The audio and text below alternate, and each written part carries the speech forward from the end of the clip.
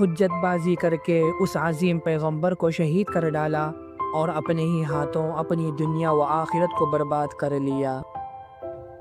حضرت یحییٰ علیہ السلام حضرت زکریہ علیہ السلام کے فرزند اور اللہ تعالیٰ کے نبی تھے۔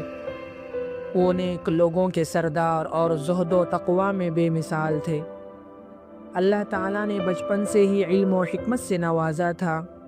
انہوں نے شادی نہیں کی تھی، مگر اس کے باوجود ان کے دل میں گناہ کا خیال بھی پیدا نہیں ہوا۔ وہ اللہ تعالیٰ کے خوف سے بہت رویا کرتے تھے۔ اللہ تعالیٰ نے ان کو اور ان کی قوم کو صرف اپنی عبادت و پرستش، نماز و روزہ کی پابندی اور صدقہ خیرات کرنے اور کثرت سے ذکر کرنے کا حکم دیا تھا۔ چنانچہ انہوں نے اپنی قوم کو بیت المقدس میں جمع کر کے اللہ کے اس پیغام کو سنایا۔ ان کی زندگی کا اہم کام حضرت عیسیٰ علیہ السلام کی آمد کی بشارت دینا اور رشد و ہدایت کے لیے راہ ہموار کرنا۔